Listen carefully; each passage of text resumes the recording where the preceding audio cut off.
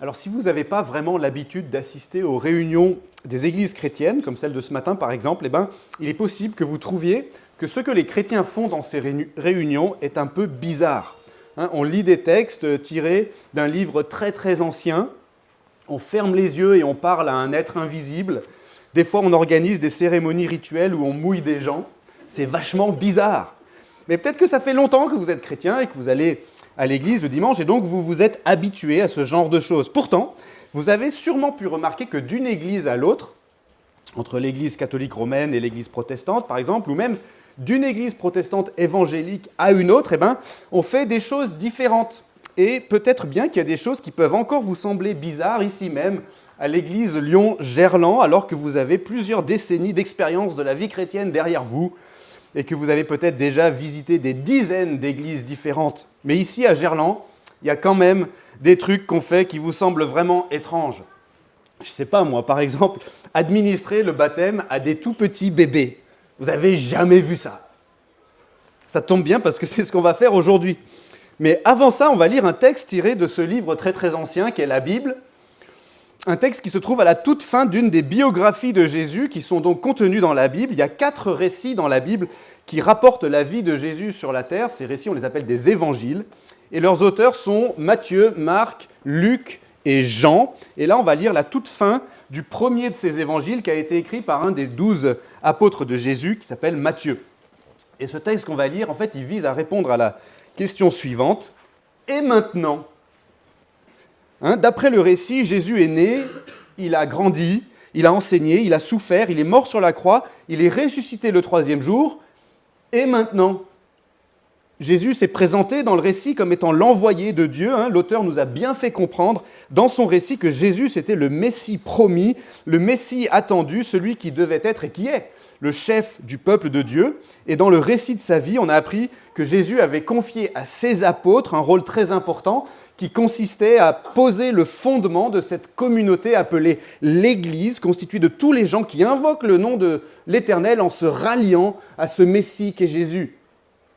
Et maintenant, qu'est-ce qu'elle est censée faire, cette Église ? À quoi est-ce qu'elle sert sur la terre ? Et comment est-ce que l'Église doit décider ce qu'elle va faire ou ne pas faire, et notamment dans le cadre du culte ? Très concrètement, par exemple, d'où ça vient l'idée de faire une cérémonie rituelle où on mouille quelqu'un ? Eh bien, ce texte qu'on va lire est là justement pour fixer une sorte de feuille de route pour l'Église chrétienne. Ça vient donc à la toute fin de l'Évangile selon Matthieu, justement pour mettre en évidence quels sont les ordres de mission de l'Église chrétienne. Cette communauté qui se rallie autour de Jésus et qui se réclame de lui. Qu'est-ce que l'Église chrétienne est censée faire ? D'où viennent ces ordres de mission ? Pourquoi est-ce qu'on peut trouver des choses très très bizarres justement qui se passent dans les réunions de l'Église chrétienne ?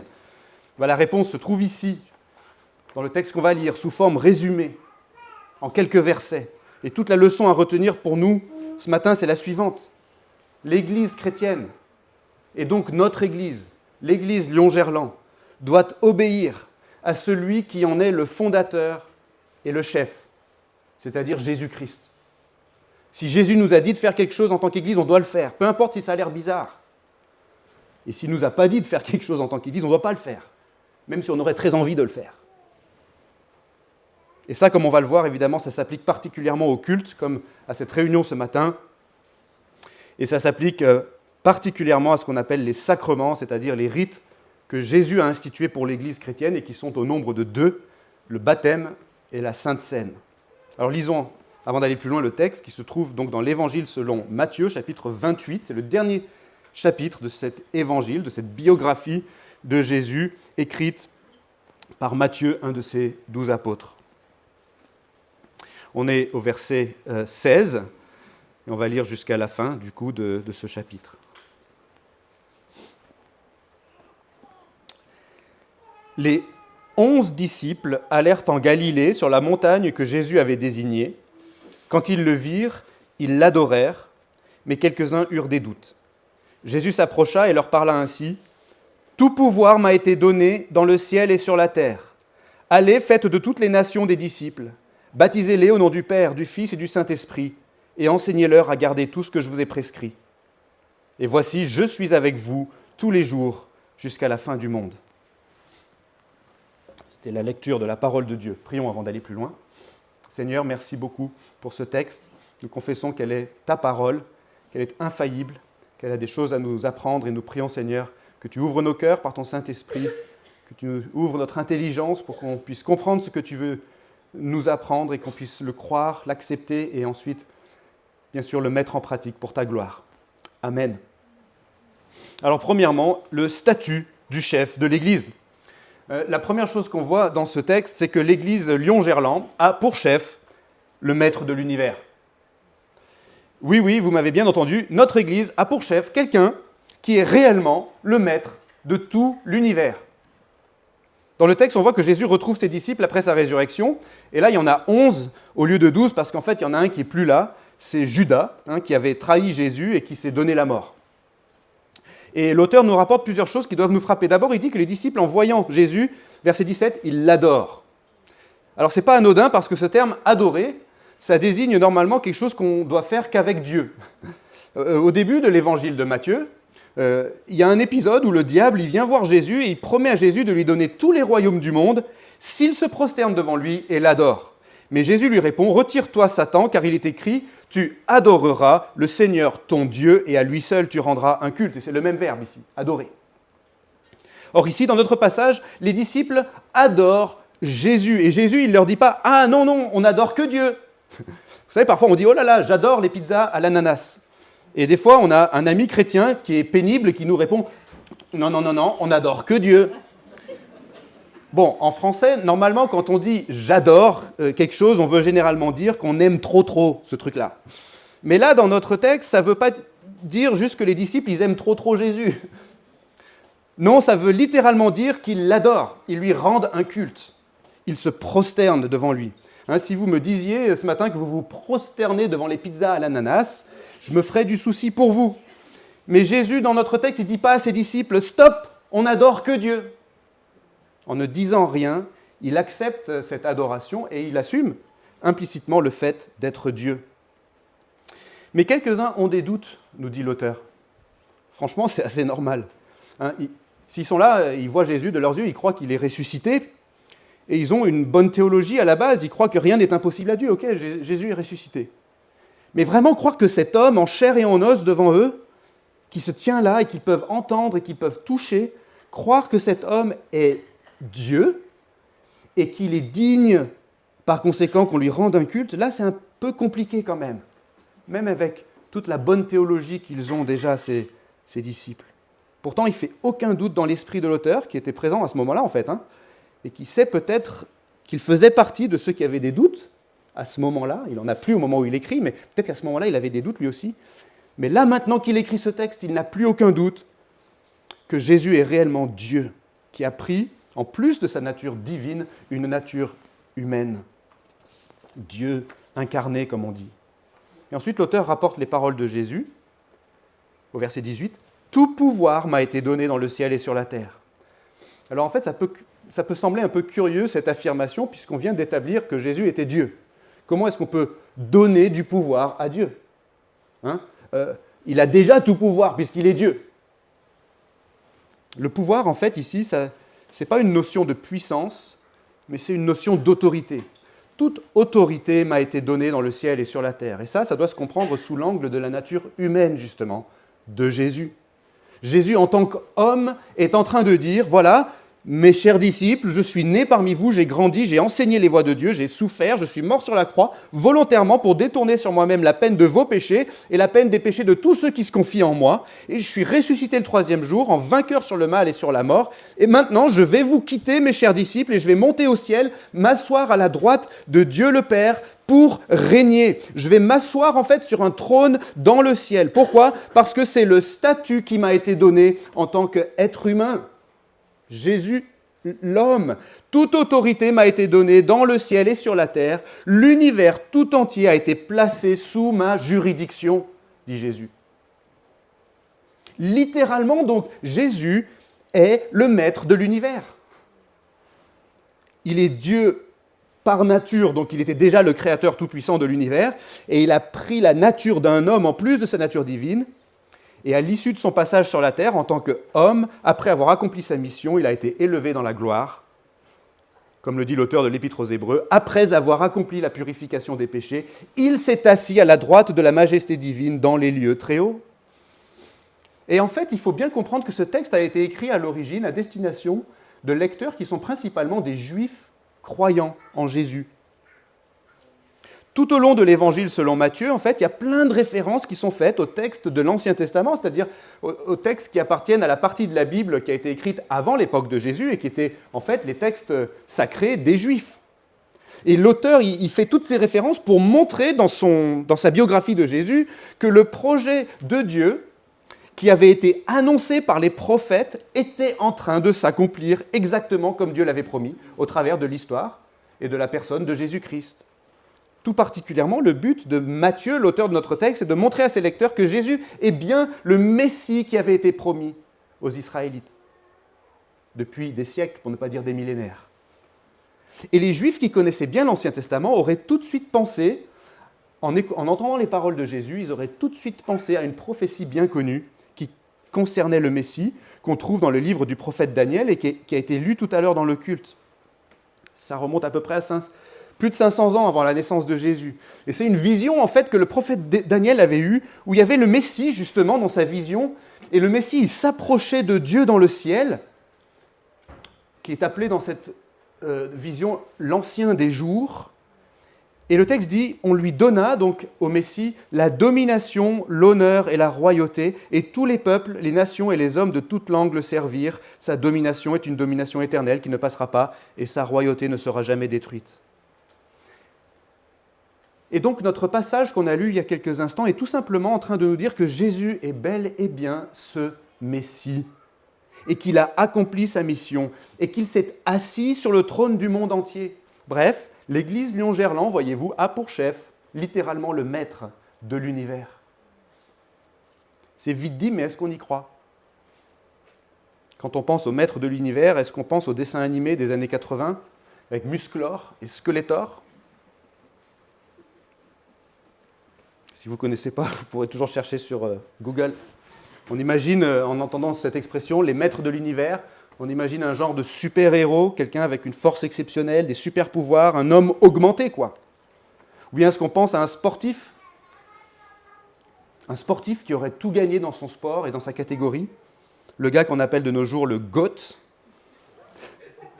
à partir de l'anglais un G-O-A-T, the greatest of all time. Est-ce que Jésus est comme ça ? Est-ce qu'il est le GOAT ? En fait, non, Jésus est infiniment plus que ça. Il est littéralement le roi du cosmos.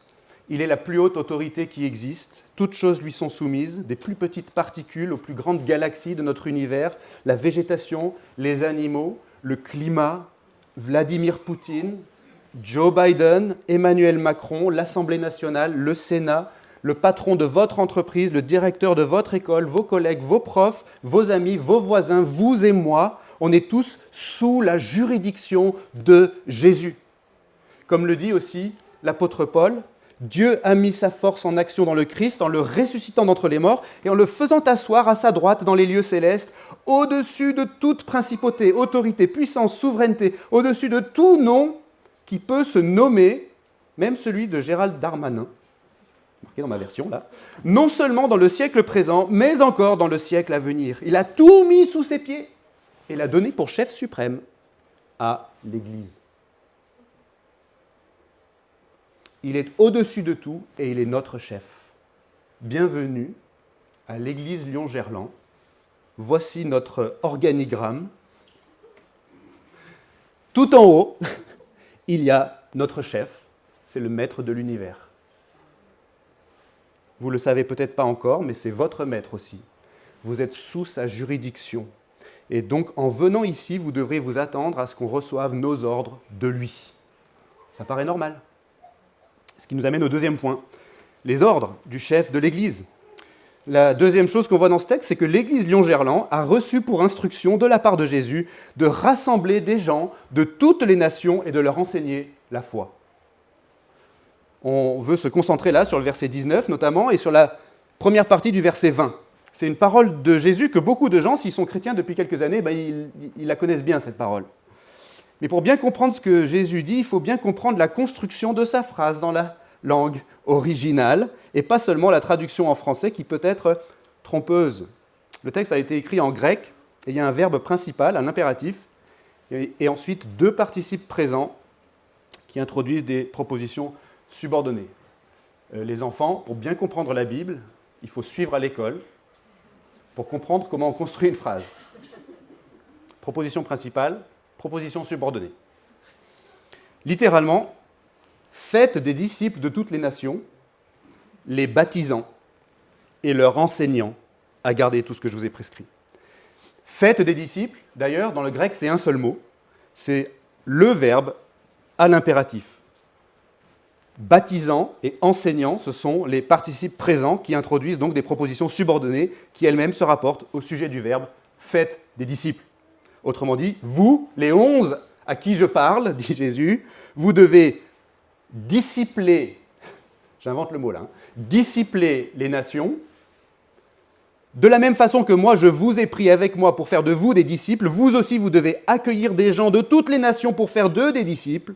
Et dans ce processus, vous allez les baptiser et vous allez leur enseigner mes voies. Et là, quand Jésus dit « toutes les nations », il faut aussi bien comprendre que c'est une expression très significative pour les premiers destinataires de ce texte, qui sont des croyants d'origine juive. Toutes les nations, pour un juif, ça veut dire des gens de toute origine, y compris des non-juifs. Ça insiste sur le fait qu'il y a des non-juifs inclus. Pour nous, toutes les nations, ça évoque simplement la grande diversité des humains dans le monde entier. Mais pour quelqu'un d'origine juive, ça évoquait quelque chose d'un peu différent. Ça voulait dire que le Messie ouvrait réellement les portes de son royaume à tous les peuples, alors qu'avant, ce royaume se concentrait sur Israël. Vous vous rappelez la prophétie du prophète Daniel qui a été lue, que j'ai lue ? Tous les peuples, les nations et les hommes de toute langue le servirent, lui, le Messie. Jésus est réellement ce Messie. Il a accompli sa mission, il s'est assis sur le trône de l'univers, et maintenant les peuples du monde entier sont invités à se rallier à lui. Et cette invitation, en fait, leur est présentée par l'Église de Jésus-Christ, l'Église chrétienne. Et là où je veux en venir, c'est que Jésus a donné des ordres assez précis à l'Église à travers ses apôtres, qui ont, comme je le disais en introduction, qui ont pour fonction de poser le fondement de l'Église chrétienne. Mais il faut être précis pour comprendre ces ordres-là qui sont précis. Vous avez suivi ? Les ordres de mission qu'on a reçus de la part de Jésus, donc, c'est essentiellement d'incorporer dans notre communauté des gens issus de tous les peuples afin qu'ils soient faits disciples de Jésus. C'est-à-dire pour qu'ils soient des élèves de Jésus, des apprenants, des étudiants de Jésus. C'est ça que ça veut dire un disciple. C'est comme quand vous démarrez des études. Quand vous démarrez des études, vous sortez du bac, vous rejoignez une école, et dès votre inscription, même si vous n'avez pas encore assisté à un seul cours, dès que votre inscription est enregistrée, vous êtes officiellement appelé un étudiant de cette discipline. Vous êtes Sciences Piste dès que vous êtes admis à Sciences Po, même avant d'assister au premier cours ou de sécher votre premier cours. Vous êtes étudiant en musicologie dès que votre inscription est enregistrée sur Internet, avant même votre première rentrée. De la même façon, on est disciple de Jésus dès notre incorporation dans la communauté chrétienne et dès le tout début de notre cheminement de foi dans cette communauté qui se réclame de Jésus le Messie. Et donc, quand Jésus dit que l'Église doit incorporer des gens issus de toutes les nations, les baptisant et leur enseignant ses voies, il veut dire que le baptême doit marquer l'entrée ou l'incorporation de quelqu'un dans la communauté. Et l'enseignement des voies de Jésus doit caractériser tout le cheminement qui va suivre pour cette personne. Voilà pourquoi les églises chrétiennes baptisent des gens. Voilà pourquoi les églises chrétiennes lisent et étudient ce livre très très ancien qu'est la Bible. Pourquoi ? Parce que Jésus a dit qu'il fallait le faire, tout simplement. Bien sûr, il y a une question qui se pose, c'est qui doit recevoir le baptême du coup ? Exactement. C'est qui les gens qu'on doit mouiller lors de cette cérémonie rituelle bizarre qu'on appelle le baptême ? Alors la réponse devrait nous paraître évidente, comme elle a dû paraître évidente aux premiers destinataires de ce texte. C'est toutes les personnes qui rejoignent la communauté du Messie Jésus-Christ et qui entament ce chemin d'apprentissage selon les voies de Jésus. Et donc vous me voyez arriver avec mes gros sabots ce matin, mais je me dois de faire la précision suivante. Est-ce que les personnes qui entrent dans la communauté chrétienne de par leur naissance ou de par leur adoption dans une famille chrétienne, est-ce que ces enfants ou ces bébés doivent être considérés comme des élèves de l'école de Jésus? Oui, bien sûr. Ils font partie de la communauté, non? Qu'est-ce qu'ils seraient s'ils n'étaient pas des élèves de l'école de Jésus? Est-ce qu'ils seraient des intrus ou des étrangers parmi nous? Nos petits-enfants sont inscrits à l'école de Jésus, même s'ils n'ont encore jamais assisté à un seul cours. Mais ils sont inscrits en raison de la providence de Dieu, qui les a fait naître dans une famille chrétienne et donc dans la communauté chrétienne. Ils y sont et donc ils ont droit à leur carte d'étudiant qui va leur signaler et nous signaler qu'ils sont ici, chez eux. Remettez-vous encore une fois, si possible, à la place d'un croyant d'origine juive qui découvre ces paroles de Jésus. Baptiser, pour lui, ça veut dire accomplir un rituel avec de l'eau qui représente symboliquement la purification des péchés promise par Dieu à son peuple selon sa grâce. Dieu avait dit par le prophète Ézéchiel, qui est à peu près à la même époque que le prophète Daniel, 500 ans avant Jésus-Christ, il avait dit « Je ferai, moi, Dieu, l'Éternel, je ferai sur vous l'aspersion d'une eau pure et vous serez purifiés. Je vous purifierai de toutes vos souillures et de toutes vos idoles. » Une aspersion d'eau, ce n'est pas une invention chrétienne. Ça existait chez les Juifs. L'image, du moins, existait chez les Juifs et la pratique existait chez les Juifs. Et au début de l'évangile de Matthieu, on a un autre prophète qui s'appelle Jean-Baptiste et qui baptisait les gens avec l'eau du fleuve du Jourdain, comme symbole aussi de la purification des péchés. Il disait aux gens, venez, reconnaissez que vous êtes des pécheurs et recevez ce baptême comme signe du renouveau que Dieu vous présente dans sa grâce, l'Éternel, le Dieu de l'Alliance, le Dieu d'Israël. Mais aucun parent juif pieux qui connaissait un tout petit peu sa religion n'aurait jamais dit à ses enfants « Attendez-moi sur les berges du fleuve pendant que je vais aller me faire baptiser par le prophète. » Depuis toujours, les enfants étaient inclus dans la vie de la communauté d'Israël. Tous ont été baptisés en Moïse, dans la nuée et dans la mer, dit l'apôtre Paul, en se référant à la sortie d'Égypte. Des familles entières sont sorties d'Égypte. Des petits bébés sont sortis d'Égypte. Dieu avait dit à Abraham, 1800 ans avant Jésus-Christ, « Je serai ton Dieu et celui de tes descendants après toi. » Et ça, il le dit au moment où Dieu institue le rite de la circoncision comme signe de cette relation entre lui et son peuple et comme gage du salut qu'il promet à tous ceux qui placent leur confiance en lui. Mais ce rite sacré qui signifiait au peuple d'Israël la purification de leurs péchés par la grâce de Dieu, par le moyen de la foi, ce rite était destiné non seulement aux hommes adultes qui rejoignaient le peuple d'Israël en tant qu'adultes, mais aussi aux bébés garçons qui naissaient dans le peuple. Bref, lorsque Jésus institue le baptême chrétien dans le texte qu'on a lu ce matin, rien n'indique que dorénavant les enfants de la communauté du Messie ont un statut différent de celui qu'ils ont toujours eu. Les premiers destinataires de ce texte auraient naturellement compris que le baptême chrétien institué par Jésus était destiné à toutes les personnes qui sont incorporées dans la communauté du Messie. Cette communauté qui est l'Église et qui sont incorporées, quel que soit leur âge, au moment où ces personnes intègrent la communauté. Bref, pourquoi est-ce qu'on fait un truc aussi bizarre qu'administrer le baptême à des petits bébés dans notre Église ? Parce qu'on croit fermement que c'est ce que veut notre chef, Jésus-Christ. L'Église Lyon-Gerland a reçu pour instruction de la part de Jésus de rassembler des gens de toutes les nations et de leur enseigner la foi. Et nos enfants font partie de ces gens. Ils sont disciples, ils sont élèves de Jésus et ils ont droit au signe de leur appartenance à la communauté de Jésus.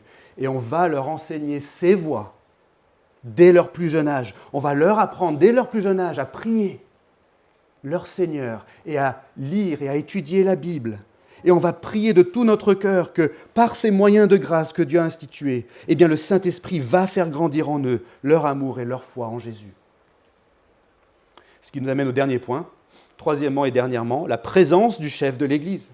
Ce qu'on voit maintenant dans le texte, et c'est vraiment la toute fin de l'Évangile selon Matthieu, c'est que l'Église Lyon-Gerland a le privilège d'être accompagnée dans sa mission par celui qui a le pouvoir de l'accomplir.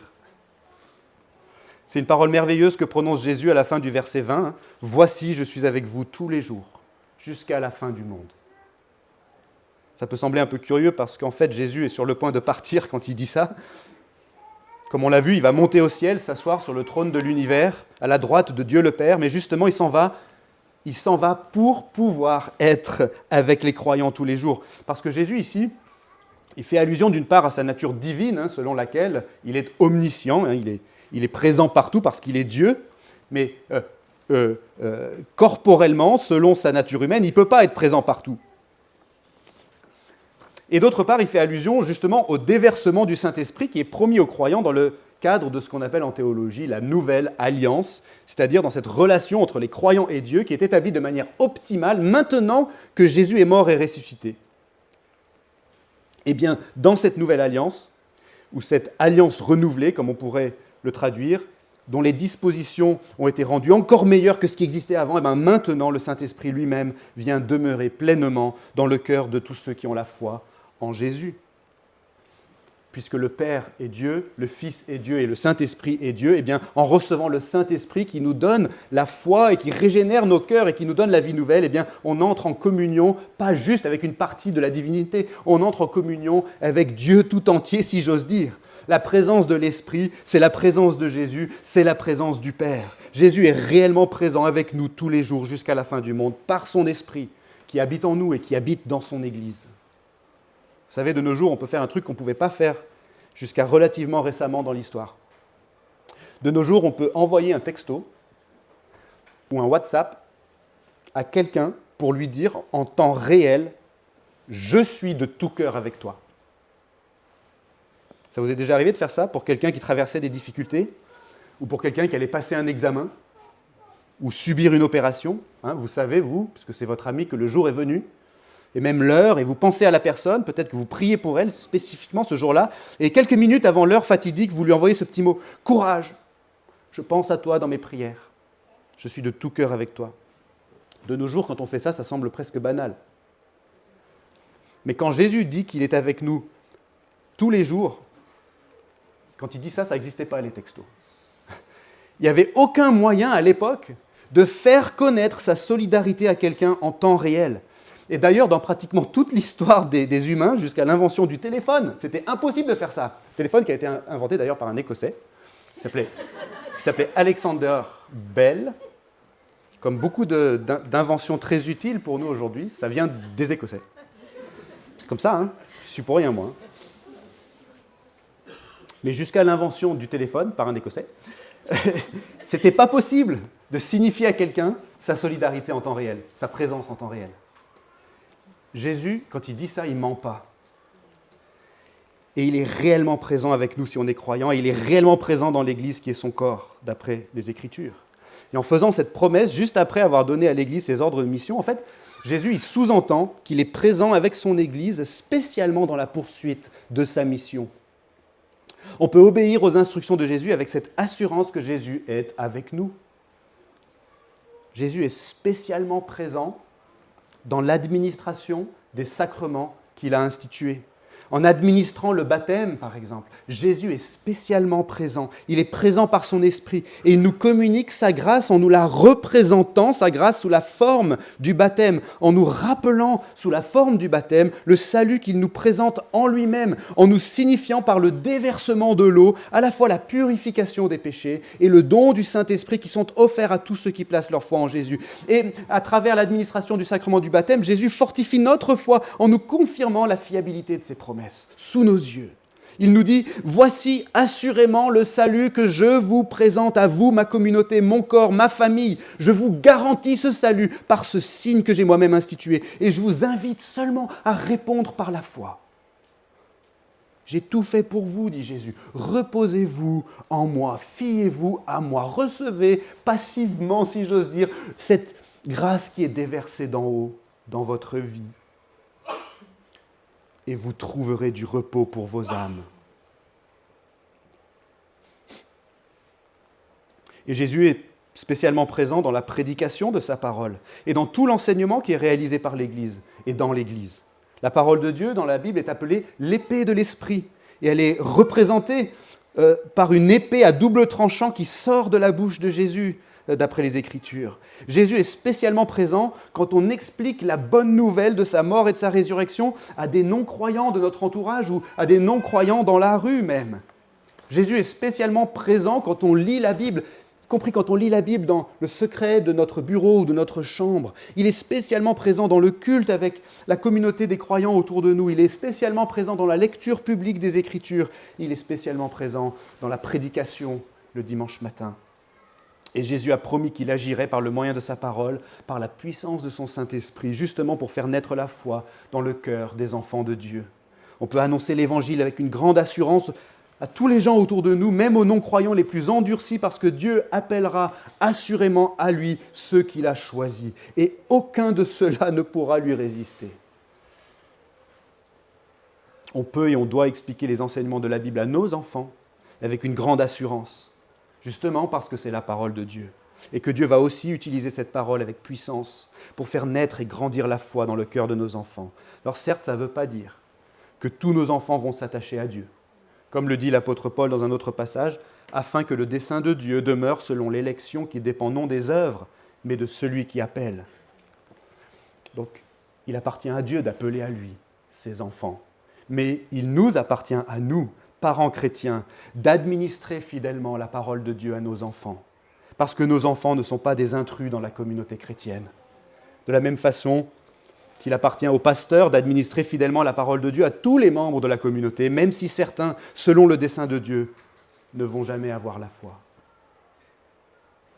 Néanmoins, on peut s'attendre, et on devrait s'attendre par la foi, à ce que les moyens de grâce que Dieu a ordonnés soient efficaces. Oui, les sacrements, la prière, l'enseignement de la Bible, la communion fraternelle, c'est-à-dire les échanges qu'on peut avoir les uns avec les autres en tant que membres de la communauté chrétienne, tout ça, Dieu l'a voulu pour notre bien spirituel et pour le bien spirituel de nos enfants. Et de façon ordinaire, oui, Dieu va communiquer sa grâce avec efficacité et puissance par ces moyens qu'il a institués. Alors soyons encouragés. L'Église Lyon-Gerland a le privilège d'être accompagnée dans sa mission par celui qui a le pouvoir de l'accomplir. Ça, c'était le dernier point. Et pour conclure rapidement, toute la leçon de ce texte, c'était quoi finalement ? On se demandait au début, qu'est-ce que l'Église chrétienne était censée faire ? Qu'est-ce qui doit déterminer nos pratiques ? Pourquoi est-ce qu'on trouve dans l'Église chrétienne des trucs un peu bizarres, comme par exemple dans notre Église le fait d'organiser une cérémonie rituelle où on va mouiller un bébé, ce qui sera le cas dans quelques instants. D'habitude, quand un bébé est mouillé, c'est pas bon signe, ça veut généralement dire que sa couche a débordé. Alors pourquoi on fait ça, nous ? Mais ce qu'on a vu ce matin, c'est que l'Église chrétienne, et donc notre Église, l'Église Lyon-Gerland, doit obéir à celui qui en est le fondateur et le chef, à savoir Jésus-Christ. Si Jésus nous a dit de faire quelque chose en tant qu'Église, on doit le faire, peu importe si ça a l'air bizarre. Et s'il ne nous a pas dit de faire quelque chose en tant qu'Église, on ne doit pas le faire, même si on aurait très envie de le faire. On a vu que Jésus, qui est à la tête de l'Église chrétienne, est littéralement le maître de l'univers. Et en tant que maître de l'univers, il va revenir un jour, et ce jour-là, il va juger le monde entier, parce que le monde entier est déjà sous sa juridiction. Alors est-ce que vous, ce matin, vous êtes prêts à comparaître devant lui ? Vous pouvez être prêts simplement en plaçant votre confiance en lui, parce qu'il est lui-même, Jésus-Christ, mort sur la croix, pour prendre sur lui la peine des péchés de tous les croyants, de façon à ce qu'on puisse être pardonné et déclaré juste aux yeux de Dieu. Et Jésus, le troisième jour, est ressuscité en vainqueur sur le mal et sur la mort. Et donc, si votre foi n'est pas encore en lui et en lui seul, je vous exhorte, je vous supplie même ce matin de placer votre confiance en lui, en Jésus-Christ, dès maintenant, sans tarder. En vous reposant dorénavant sur lui, eh bien, vous allez pouvoir attendre le jour de son retour et le jour du jugement sans aucune crainte. Vous allez pouvoir avancer dans la vie avec l'assurance d'être un enfant bien-aimé de Dieu pour toujours et qu'il vous accueillera assurément dans son paradis. On a vu aussi que Jésus avait donné ses ordres de mission à l'Église. À nous maintenant, si on est chrétien, si on est dans la communauté des chrétiens, à nous de nous rappeler perpétuellement quelle est la grande mission de l'Église. On existe pour le rassemblement et le perfectionnement des saints, si je puis citer notre confession de foi, c'est-à-dire pour annoncer la bonne nouvelle de Jésus au plus grand nombre et pour incorporer dans la communauté toutes les personnes, adultes et enfants, qui sont réputés disciples de Jésus, élèves de son école. Et on doit entériner leur appartenance à la communauté par le baptême, et on doit leur enseigner les voies de Dieu. Et on a vu enfin que Jésus était réellement avec nous tous les jours, jusqu'à la fin du monde. Le Maître de l'univers agit avec puissance parmi nous. Il est spécialement présent maintenant même, au moment où je vous parle. Et il sera spécialement présent au moment où on va administrer le baptême à Abel dans quelques minutes. Non seulement il est présent, mais il agit. Il agit réellement. C'est lui qui accomplit son projet à travers nous, par les moyens qu'il a ordonnés. Jésus, qui est Dieu de toute éternité, est né parmi nous. Il a grandi, il a enseigné les voies de Dieu, il a souffert, il est mort sur la croix, il est ressuscité le 3e jour, et il est monté au ciel, il s'est assis à la droite de Dieu, le Père Tout-Puissant, et il viendra de là pour juger les vivants et les morts. Et maintenant,